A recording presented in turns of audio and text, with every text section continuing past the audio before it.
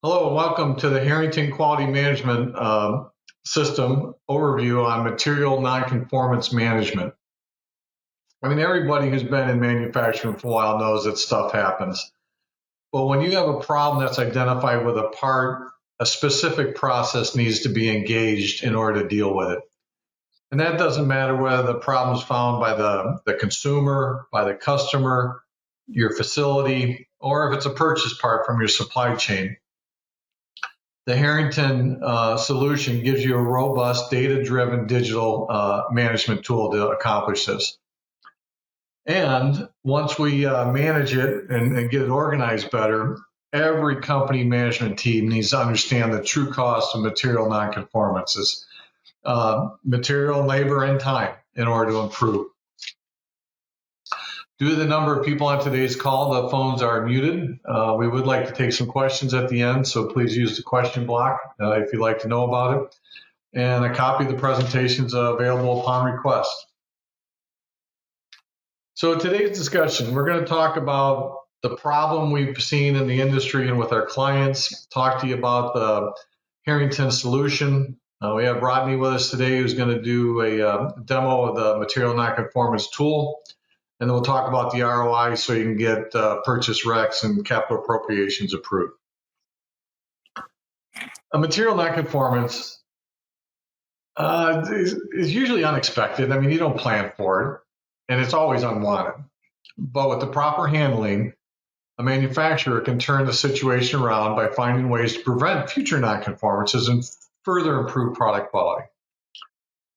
A nonconformance is, again, the people on the call, it looks like the majority of for manufacturing, you know, this is where we spend money on rework.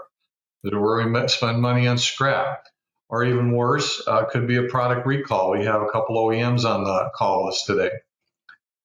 Well, advanced digital technology has a lot to offer to ease the burdens of nonconformance disposition. And it would be wise for any forward-looking company to take advantage of tools like this to reduce these kind of costs. But why is it, what are the problems companies having? Well, what we've heard from our customers is the process, and when I say process now, the material nonconformance management process is disconnected. You know, when something happens, you want a rapid decision on a disposition and you want to rapidly fix it. And because it's disconnected, we're seeing poor turnaround times. I mean, we've seen MRB items or nonconformance items be sitting for months with no response to it. Now, again, another cost, inventory costs are getting eaten up, and it's bad news to let problems sit around. A lot of it has to do with poor tracking, who's assigned to, who are we waiting for a decision on, you know, how do we manage it? And again, because this is in spreadsheets or, you know, being done manually, there's no analysis that we can say, look, we've got a trend. And when I say a trend, every company has limited resources. So we want to focus those resources on the areas with the highest potential payback. So being able to get the material nonconformance information into a database that we can now do analysis on, reviews on, makes everything better. So the process flow is kind of basic. We identify a problem, we document what we found, which, by the way, is very important. A lot of times the documentation of the problem that has been identified is poor, which makes the turnaround slow. If it's properly documented, then we want to do some investigation. I mean, what can we, you know, first of all, what can we do with this? What's the disposition? Is it use as is? It's okay. It's out of spec, but it's okay. Is it rework, which means when we're done, we'll be back in spec? Is it repair, which means, yeah, go ahead and make it better, but it's still out of spec? Those are all things we can come up with, but we need to be able to decide on those and then do the trend analysis, see if corrective actions are available. So again, in Harrington, you know, all the user access is controlled. And the material nonconformance module connects or talks with other tools within HQMS, and I think Rodney may talk about that a little bit. But again, the groundwork happens in organizing it, but the payoff happens in the reporting and tracking of it. nonconformances by defect, by disposition, by part, by location. All that kind of analysis starts giving you insight into what's going on and how it can be prevented. So what the HQMS Material Nonconformance module does, it puts all your issues in a centralized database, and it lets you track the disposition of the nonconformances. And it can be audit findings. I mean, it can expand into a lot of different areas when you look at the complete capability of HQMS. It lets your material review board or nonconformance board, whatever term you use, easily find what they do, keep track. And again, tracking was one of the problems. Keep track of who's got it, who needs to get it, how they can be put together on it, and bring it together in such a way. The other thing that's very important to know is HQMS, all the modules, has everything in it in the kitchen sink. I mean, workflows, emails, reporting, task management, security, all the information you'd expect out of an enterprise app. So with that said, I'm going to hand it over to Rodney. He's going to take us through the Material Nonconformance module. Great. Thanks, John. Get my screen shared out here. Okay, great. So this demonstration is going to focus on the receiving inspection module. Or I'm sorry, this demonstration focuses on the material nonconformance module, but I want to start at a receiving inspection record. As an example, I have one in my responsibilities area over here that I can navigate to. So you might be wondering, why I'm starting here. So, in this example, it actually started with the purchase order and receipt records. And if the inspector finds non-conforming products, they or somebody else can create an associated material non-conformance record. So that's where we end up at. So that record technically already exists. So I'm going to show. So I'm not going to show the complete process of creating it. So users can create non-conformance records directly without going through this process. But in this case, the inspection section here contains a link to the non-conformance record. So, we have our purchase order information, receipt information, and because there was failures, we have this non-conformance. So I'll go into that record here. And so this record looks like other records in HQMS, so users can easily work with multiple modules. That was another reason why I started at that other record. To update information in the main area of the record, I would just click Edit up at the top and then click Save. So during this first portion, I just want to talk about how we update a material nonconformance record.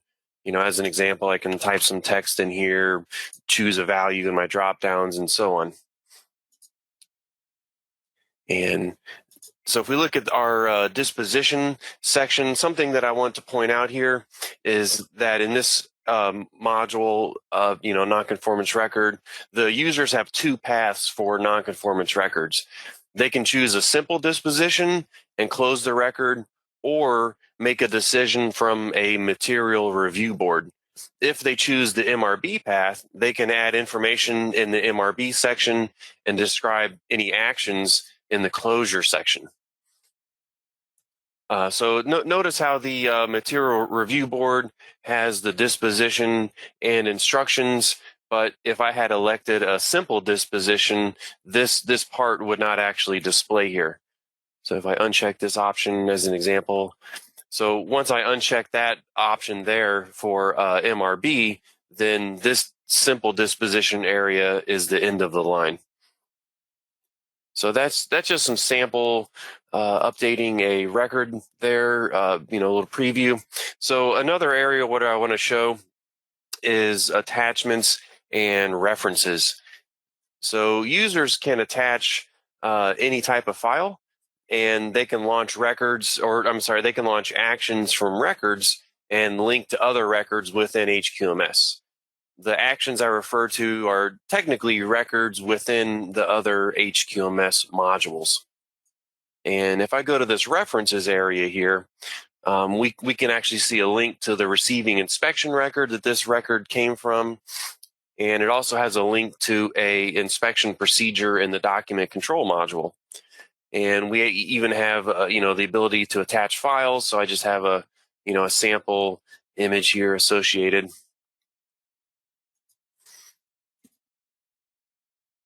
And if I go over to this Actions tab, here we have a link to a corrective action, as an option, to get down to the root cause and any further actions from this nonconformance record. And there's also a task linked in here to receive an RMA from the supplier. So that's just a sample of other activities that we can associate with a record here. And what I want to do now is just show an example of how we can search for records. So I'm at the Material Nonconformance list here, and on this filter area here, I can look for other records. I also have a save filter called Open Records. If I choose that, then it's only displaying the open nonconformances, of course. I can easily add other fields to filter by. These were just some of the ones that were already in my saved filter. I can add, date originated, defect, cause, and supplier name, just for some examples there. Right. And in this case, what I'm going to do is show an example where I'm going to set this responsible field to users' employees. So this is an example where I can search for records that are assigned to my direct employees and their employees. And so that'll narrow the list down a little bit further. We also have a lot of options on the date fields. Just to show a preview here, you can really slice and dice this by dates pretty easily any way you wish here. But I'm going to go by date originated is previous year, and then display those records so it further narrows down the list. Then in the bottom area, this is what we refer to as our layout.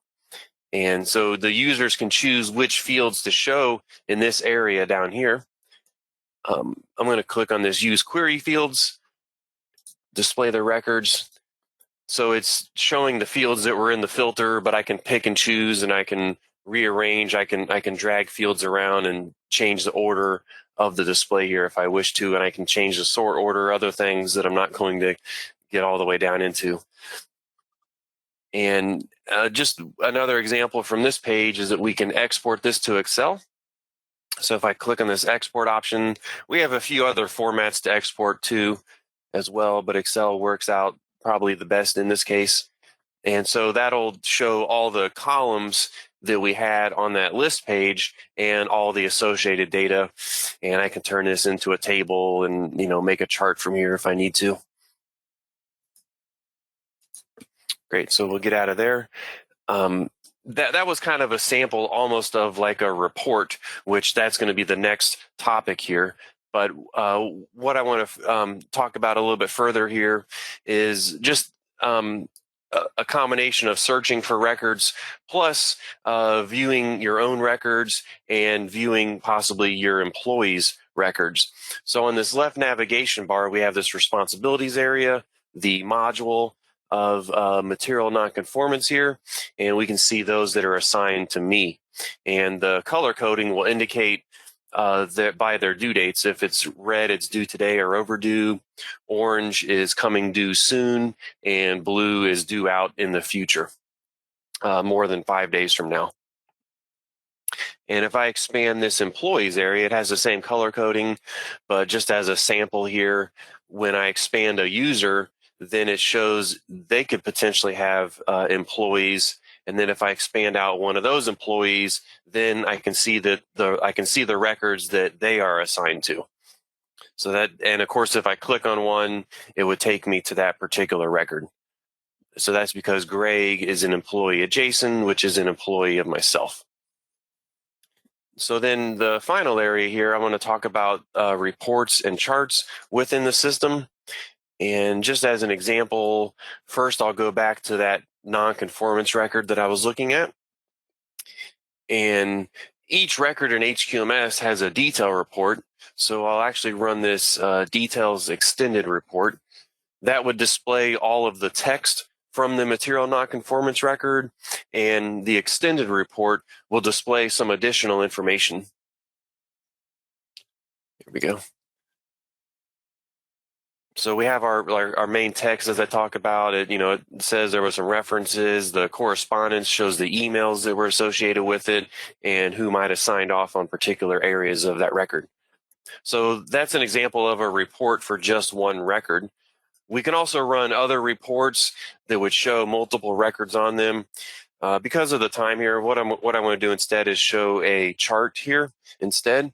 And if I go back to the home page, I actually have a saved chart that I can run here. So what happened is I had already run this chart, and I had already, you can apply a filter to it. I think this one is actually going to show all records. But if I had a filter applied to it for just the previous year's records, then only those records would show up on here, or the current year's records, or maybe even a particular supplier. And so what this displays here, it's the average of the failed quantity defects per location instead of the number of overall records per location. And just as a real quick example here, hide our grid lines maybe. If I change this option down here, you can see it says average of failed quantity defective. I can change that to count instead and refresh the chart. So then it shows by location the number of nonconformance records, where we had a different, winner, if you'll say, when I run the chart in this manner here. And so that concludes my portion. I'll turn it back over to John here. Thank you. All right, thanks, Rodney.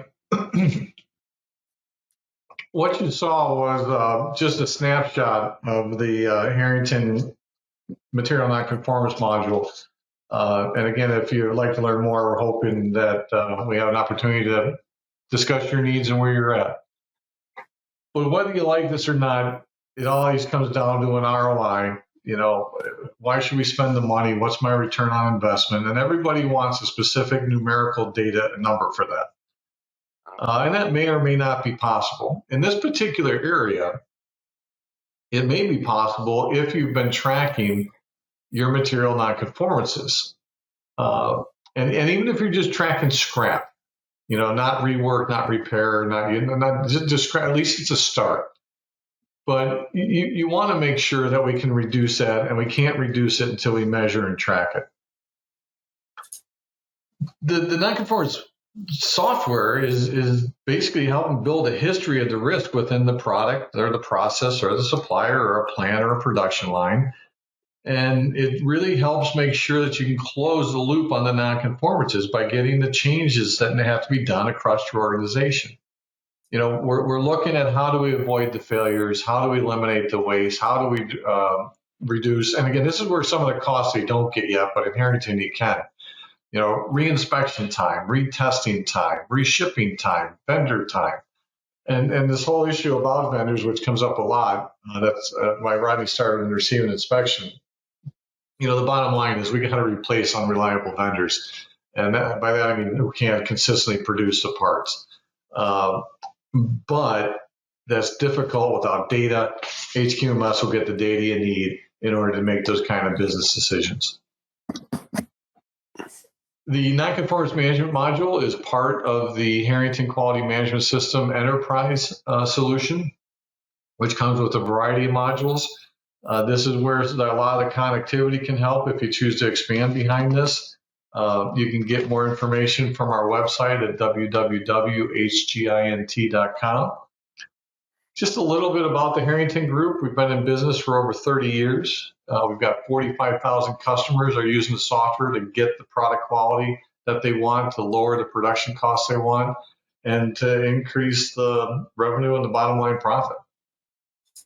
The team behind this is a pretty interesting group. They're really focused on cost-effective quality management software that evolves as your business grows. And that tagline is important in that do you have to do all the HQMS modules? No, you can start with material nonconformance. You can start with any of them to get going.